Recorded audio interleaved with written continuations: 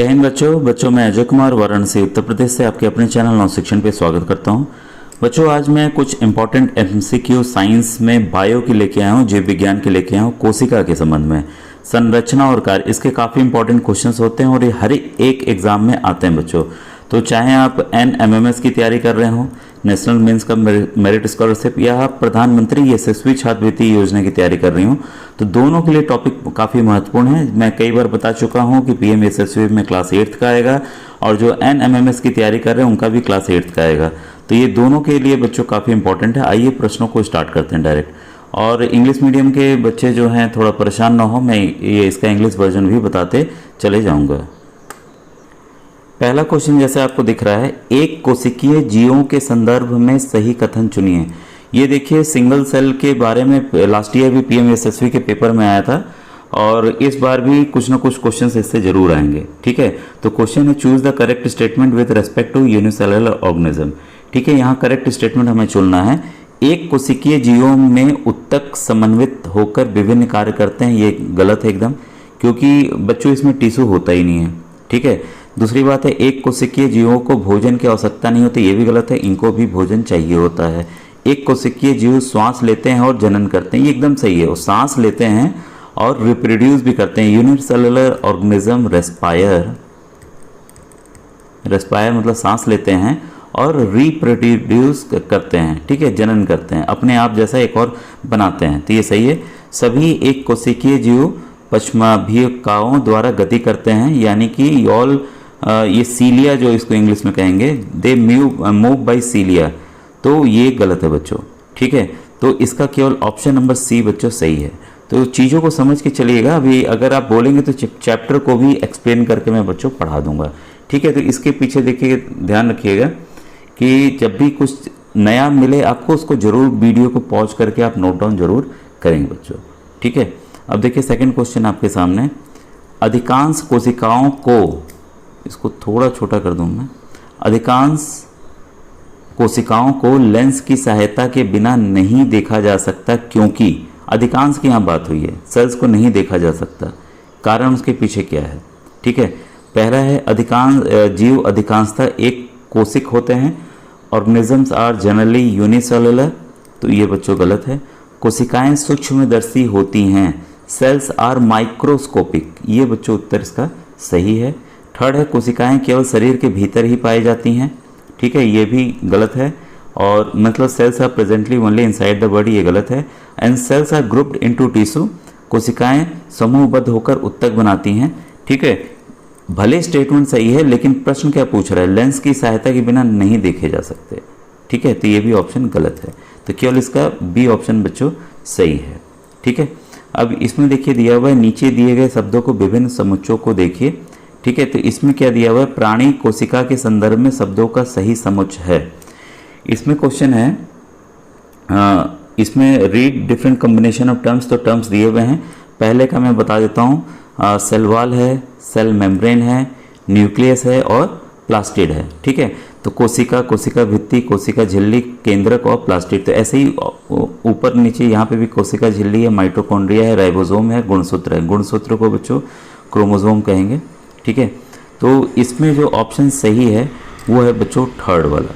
ठीक है, cell membrane है, इसके बाद माइटोकॉन्ड्रिया है, इसके बाद राइबोसोम है, इसके बाद गुणसूत्र या तो क्रोमोसोम है। ठीक है, तो ऑप्शन नंबर इसका जो थर्ड का क्वेश्चन का है, ऑप्शन नंबर सी जो है बच्चों सही है। और यहाँ पे option A and B are wrong because they have a cell wall. यहाँ पर ध्यान दीजिएगा किस आधार पे छाटा गया है। ठीक है, जो पहले वाले में जो सेल वॉल है वो केवल और केवल प्लांट सेल में मौजूद रहता है। तो याद रखिएगा जो कोशिका भित्ति है, ठीक है, वो केवल और केवल किस में पाई जाती है, पादप जो होते हैं, प्लांट्स होते हैं, पेड़ होते हैं, उन्हीं में केवल पाई जाती है। ठीक है, इसलिए ऑप्शन ए और बी इस आधार पर बच्चों गलत हो गया है।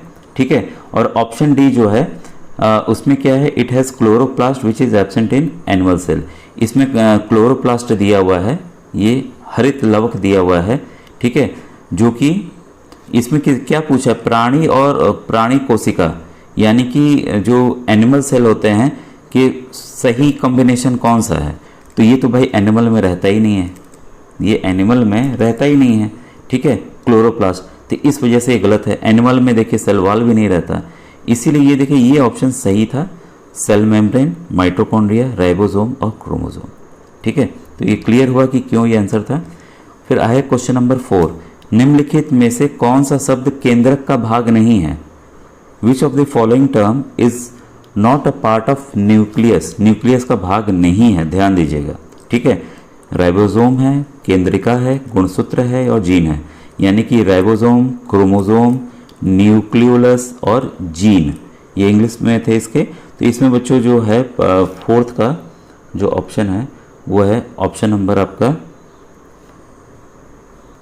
आपका ऑप्शन नंबर ए बच्चों जो है वो सही है, ये इसका भाग नहीं है। बाकी जितने भी हैं, न्यूक्लियोलस हो गया, क्रोमोसोम हो गया और जीन हो गया, ये सभी जो है, ये सेल हो गया हमारा, सेल के अंदर एक छोटा सा न्यूक्लियस काला सा होता है। ठीक है, तो इसमें ये तीनों चीज़ पाए जाते हैं, तो आपने इसको नोट डाउन कर लिया होगा। और राइबोसोम कहाँ होते हैं? ये साइटोप्लाज्म में होते हैं और ये उसी में तैरते रहते हैं। ठीक है, और न्यूक्लियोलस आपको पता है, ओके, न्यूक्लियस के ही अंदर होता है न्यूक्लियोलस। ठीक है, यानी कि जो आपका है केंद्रिका, ये जो है न्यूक्लियस के ही अंदर होता है। ठीक है, यानी कि केंद्रक के अंदर ही होता है। और इसका काम क्या है? इसका काम है प्रोटीन को बनाना, प्रोटीन की सिंथेसिस करना। तो इसके कार्य भी आप बच्चों समझते चलिए, क्योंकि कार्य भी पूछे जाते हैं। ठीक है, नंबर 5 है, कोशिका के विभिन्न घटकों के उपयुक्त शब्द हैं। A suitable term for the various components of the cell is. तो क्या वो टिश्यू है, मतलब कि जीव द्रव्य है, गुणसूत्र है, ठीक है, या हरित लवक है, कि या आपका कोशिका द्रव्य है। ठीक है, तो यहाँ पर जो 6th ऑप्शन है बच्चों, एक मिनट, इसको बच्चों इंग्लिश में देखिए क्या क्या कहते हैं, इसको नोट डाउन कर लीजिएगा। जो इंग्लिश मीडियम में प्रोटोप्लाज्म हुआ, ठीक है, फिर सेकंड वाला क्रोमोसोम हुआ, थर्ड वाला क्लोरोप्लास्ट हुआ, फोर्थ वाला साइटोप्लाज्म हुआ, साइटोप्लाज्म। ठीक है, तो बच्चों जो ये पाया जाता है jelly like fluid substance present in cell is called cytoplasm. ठीक है, ऑप्शन नंबर डी इसका बच्चों सही है। ठीक है, तो it is a jelly like substance present between the cell membrane and the nucleus. ठीक है, ये आपका सेल का मेम्ब्रेन हो गया, ये न्यूक्लियस हो गया। ठीक है, जो भी ये पार्ट है जल की तरह होता है, ठीक है, जल की तरह, शैम्पू की तरह जल मान लीजिए, ये जो पार्ट है सेल और न्यूक्लियस को छोड़कर, ये सभी क्या हैं? आपके कोशिका द्रव्य हैं या साइटोप्लाज्म में आते हैं। ठीक है, तो इसमें अलग अलग तरह के कंपोनेंट्स पाए जाते हैं, माइटोकॉन्ड्रिया, गोल्गी बॉडीज, राइबोसोम, सब इसी के अंदर पाए जाते हैं बच्चों। ठीक है, अब आइए आगे प्रश्न को देखते हैं। ये बच्चों वेरी इंपॉर्टेंट है, इसको जरूर आप नोट डाउन कीजिएगा, वेरी वेरी इंपॉर्टेंट। ठीक है, इससे प्रश्न बच्चों आता ही आता है और आया भी था। निम्नलिखित जीवों के उदाहरणों की जोड़ियों में देखिए। ठीक है, प्राक केंद्रियों के समूह के अंतर्गत आने वाली जोड़ी है, यानी कि प्रोकार्योटिक, प्रोकार्योट्स। अब प्रोकार्योट्स मतलब क्या है? जो एकदम नवीन स्टार्टिंग के जितने न्यूक्लियस बने उनको प्रोकार्योट्स की श्रेणी में रखा गया। ठीक है, तो इसमें प्रोकार्योट्स इसको कहते हैं जिनके पास असली, ये सेल है आपका, इसके यहाँ पे न्यूक्लियस है।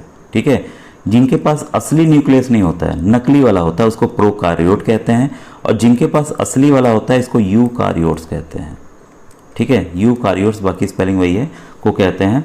और सेल ऑर्गेनल भी उनके पास कुछ कुछ कमियां होती हैं। ठीक है, तो इसमें अगर हम देखते हैं जो ऑप्शंस दिए हुए हैं, मॉस और स्पंज, ईस्ट और अमीबा, जीवाणु और नील हरित शैवाल, और पेनिसिलियम और स्पाइरोगायरा। ठीक है, तो इसमें जो पूछा है कि कौन जो है प्रोकार्योट्स के अंतर्गत आता है, तो ये एकदम बच्चों इसको अलग से नोट डाउन कर लीजिएगा, बहुत ही इंपॉर्टेंट है। ऑप्शन नंबर सी, ये जो है जीवाणु और नील हरित शैवाल जो है आपका किस में आ रहा है? ये आपका आता है प्राक केंद्रियों में, यानी कि प्रोकार्योटिक का एग्जाम्पल है बच्चों। तो बाकी ध्यान में रखिएगा, ये सब नहीं है। ठीक है, तो ये काफ़ी इंपॉर्टेंट है और मुझे लग रहा है कि इस बार भी आएगा, क्योंकि ये सब चीज़ें बच्चों कंफ्यूज हमें करती हैं। क्वेश्चन 8 है कि नीचे दिए गए शब्दों को देखिए और उस जोड़ी को चुनिए जो लक्षणों की वंशागति से संबंधित है। मतलब read the following terms and select the pair that is related to inheritance of character. ठीक है, इसके ऑप्शन हैं cell wall and cell membrane, chromosome, mitochondria, chloroplast and cell membrane, chromosome and genes. मतलब कि कोशिका भित्ति, कोशिका झिल्ली, गुणसूत्र और माइटोकॉन्ड्रिया, हरित लवक और कोशिका झिल्ली, गुणसूत्र और जीन। ठीक है, तो इसका जो बच्चों सही आंसर है वो है गुणसूत्र और जीन। ठीक है, इसको आपको पता है कि जो क्रोमोसोम और जीन्स हैं वो रेस्पॉन्सिबल किसके लिए हैं? कैरेक्टर्स, माता पिता के कैरेक्टर बच्चों को जाते हैं। और क्रोमोसोम कहाँ प्रेजेंट है? क्रोमोसोम प्रेजेंट है हमारे न्यूक्लियस में यानी कि केंद्रक में, और जीन्स जो हैं उसी क्रोमोसोम के एक पार्ट हैं। मतलब देखिए न्यूक्लियस हो गया हमारा सेल के अंदर न्यूक्लियस, इसी न्यूक्लियस के अंदर क्या है? हमारे गुणसूत्र हैं, गुणसूत्र के अंदर जीन है, और जीन के अंदर क्या है? डीएनए है, डाईराइबो न्यूक्लिक एसिड। ठीक है, तो इस तरह से पूरी एक श्रेणी बनी हुई है, क्या क्या चीज़ किसके किसके अंदर है, तो इससे भी सवाल रिलेटेड आते हैं। तो आपने नोट डाउन कर लिया होगा।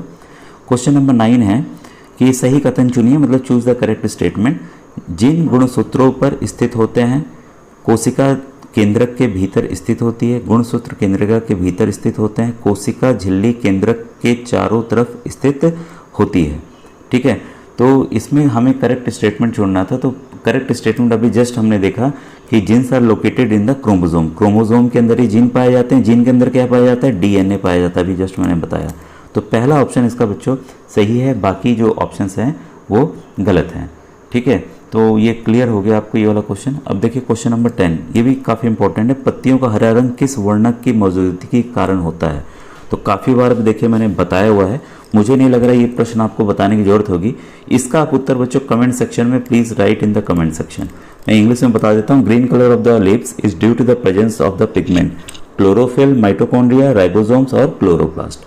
तो इसका आप बता दीजिएगा बच्चों आंसर मुझे। ठीक है, नहीं आएगा तो ये भी लिखिएगा सर नहीं आ रहा है। क्वेश्चन 11 है कोशिकाओं की लंबाई चौड़ाई आकार को व्यक्त करने के लिए मापने का यूनिट क्या है? Very important question. The unit of measurement use for expressing dimensions और size of a cell is. तो बच्चों जो सेल होता है आपको पता है बहुत ही छोटे होते हैं, उसको माइक्रोस्कोप से ही देखा जा सकता है, तो उसकी यूनिट जो है बच्चों माइक्रोमीटर है। माइक्रोमीटर सिंबल के रूप में कहें तो ऐसे आप याद कर लीजिएगा। ठीक है, तो ये क्लियर हो गया। अब आइए क्वेश्चन नंबर 12 देखें। कोशिका झिल्ली का सबसे महत्वपूर्ण कार्य है कि वह, तो कोशिका झिल्ली की यहाँ बात हो रही है। The most important function of cell membrane is that, क्या है? कोशिकाओं में प्रवेश करने वाले एवं बाहर जाने वाले पदार्थों का नियंत्रण करना। कोशिकाओं में केवल प्रवेश करने वाले पदार्थों का नियंत्रण करती है, कोशिकाओं में से बाहर जाने वाले पदार्थों का नियंत्रण करती है, पदार्थों के प्रवेश करने और बाहर जाने को बिना किसी नियंत्रण के आने जाने देती है। तो बच्चों जो सेल होता है इसी की एक बाहरी परत को सेल मेम्ब्रेन कहते हैं। ठीक है, तो ये कोशिका झिल्ली इसको कहते हैं। इसका कार्य होता है बच्चों कि कोशिका में प्रवेश करने और बाहर जाने वाले पदार्थों को ये नियंत्रण करता है, नहीं तो ये पूरा जो साइटोप्लाज्म पानी है लगभग वो बह जाएगा, सेल तो श्रिंक कर जाएगा, एकदम छोटा सा हो जाएगा फिर। ठीक है, तो आने जाने वाले को नियंत्रित करता है, सभी को जाने नहीं देता, नहीं सभी को आने देता है, अपने नियम के हिसाब से चलता है। तो इसका ऑप्शन नंबर ए बच्चों सही है। Means the cell membrane controls the entry and exit of material from the cell. ठीक है, अब क्वेश्चन नंबर 13 देखिए। दुर्घटनावश पहेली का हाथ लौ पर छू गया, लौ मतलब फ्लेम पर, और तुरंत ही उसने अपना हाथ खींच लिया। उसे ताप को अनुभव हुआ। इस क्रिया के लिए उसकी कौन सी कोशिकाओं में अभिक्रिया हुई? देखिए कॉन्सेप्चुअल क्वेश्चन है। Paheli accidentally pressed her hand over a flame and immediately pulled it back. She felt the sensation of it and reacted due to the action of. तो बच्चों आपको पता है इसके लिए हमारे अंदर क्या होती हैं? त्वचा कोशिकाएं होती हैं, यानी कि ये त्वचा कोशिकाएं तो मतलब स्पर्श किया, लेकिन वो किसकी वजह से है? आपकी तंत्रिका कोशिकाएं की वजह से है। ठीक है, तो इसका जो आंसर है वो है बच्चों नर्व सेल। नर्व सेल हमें सभी जगह मौजूद होते हैं बच्चों। आप बैठे हैं, आपको लगा कि पैर में मच्छर काट रहा है, तो भाई त्वचा पे बेशक वो बैठा, ठीक है, त्वचा कोशिका पे बेशक बैठा, लेकिन त्वचा कोशिका पे जो मौजूद नर्व सेल हैं उसकी वजह से ही हमें महसूस हुआ, यानी कि तंत्रिका कोशिकाएं की वजह से। तो इसका उत्तर होगा बच्चों सी। ठीक है, फिर क्वेश्चन 14 है। बच्चों एक क्वेश्चन था जो मैंने पूछा था, दही कैसी अभिक्रिया है? थोड़ा देखिए बताने में कभी कभी मैं अभी गलती से त्वचा वाले पे लगाया था, लेकिन त्वचा नहीं था, तो कभी कभी हो जाता है ऐसा। दही का दूध से, मिल्क से दही का बदलना जो है वो बच्चों एक केमिकल प्रोसेस है, ठीक है। लेकिन मुझे ध्यान नहीं आ रहा है कि यह सवाल मैंने पूछा था कि क्या पूछा था। तो जैसा सवाल होता है कभी कभी उसका हमें उत्तर देना होता है। तो एक ये रासायनिक प्रक्रिया है जिसमें दूध जो है दही में बदलता है। तो इसको आप नोट डाउन कर लीजिएगा अलग से। फिर क्वेश्चन 14 है आपके सामने। क्वेश्चन 14 कह रहा है नीचे सूचीबद्ध किए गए कोशिका के भागों में से उस भाग का नाम बताइए जो पादप कोशिका, प्राणी कोशिका और जीवाणु कोशिका तीनों में पाया जाता है। वेरी वेरी इंपॉर्टेंट, आने के पूरे चांसेस हैं बच्चों, ठीक है। तो क्या वह हरित लवक है, क्या वह कोशिका भित्ति है, क्या वह कोशिका झिल्ली है, ठीक है, क्या वह आपका केंद्रक है। तो वो है बच्चों हमारा सेल मेम्ब्रेन।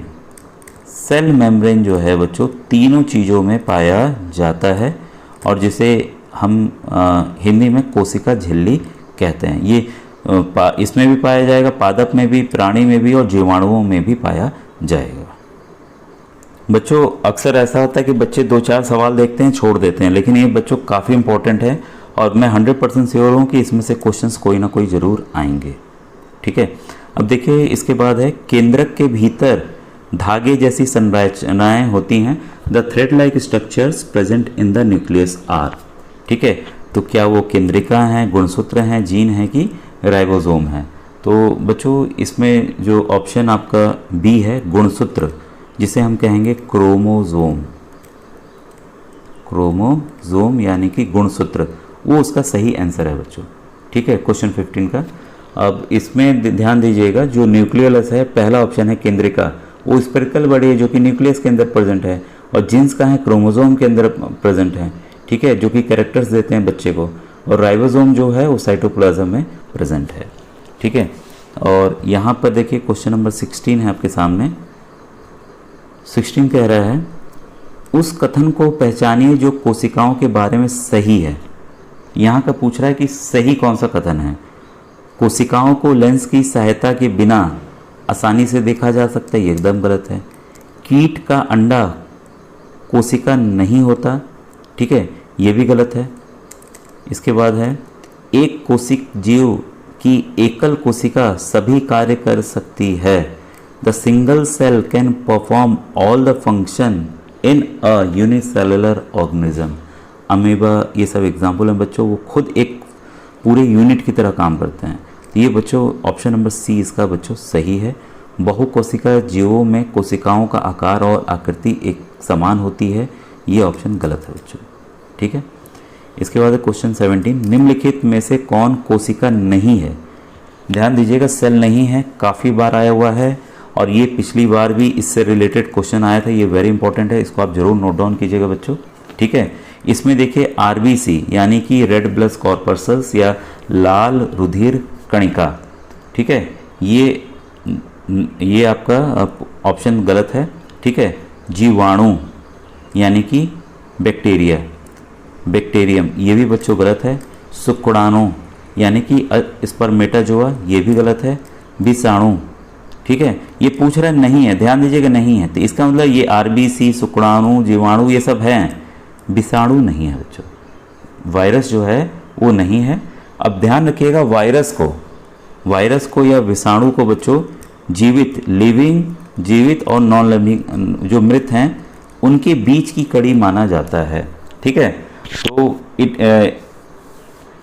इसको it is not considered as a cell because it cannot replicate. ये अगर अकेले में है, कहीं बाहर है, मनुष्य के अंदर इंटर नहीं किया है, तो ये डिवाइड कर ही नहीं सकता, रिप्रोड्यूस कर ही नहीं सकता, ठीक है। और जितना भी अगर ये करता भी है, जब अपने होस्ट के अंदर आ जाता है, किसी के अंदर शरीर के अंदर प्रवेश कर जाता है, तभी ये करता है, ठीक है।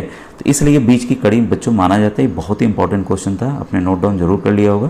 क्वेश्चन 18 है निम्नलिखित में से वह कौन सा ऐसा लक्षण है जो तुम्हें पादप कोशिकाओं को प्राणी कोशिका से अलग करके पहचानने में मदद करता है। बच्चों ये डिफ्रेंसिएशन वाले क्वेश्चंस आते ही आते हैं, पिछली बार नहीं आया था, मुझे लग रहा है कि इस बार जरूर आएगा। हमने डिस्कस भी किया हुआ है कोशिका भित्ति, कोशिका झिल्ली, माइटोकॉन्ड्रिया या केंद्रक।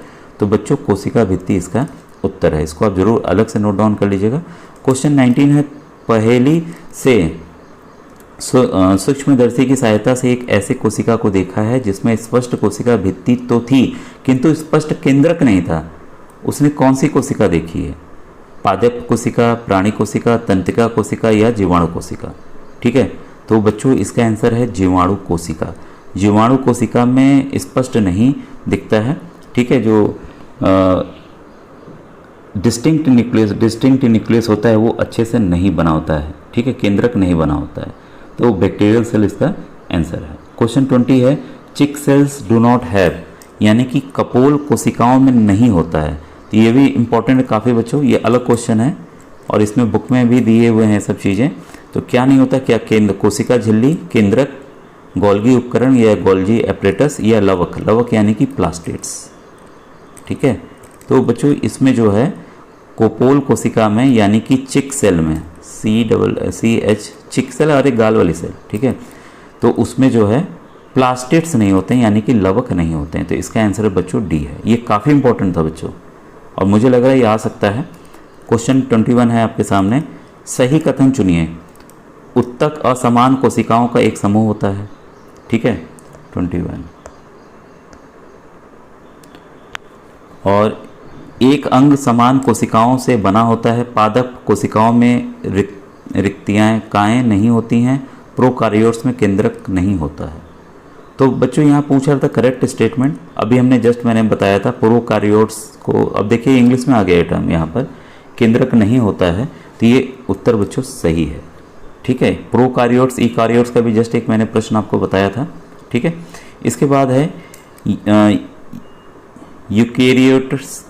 यूकार्योट्स के संदर्भ में निम्नलिखित कथनों में से कौन से कथन सही हैं?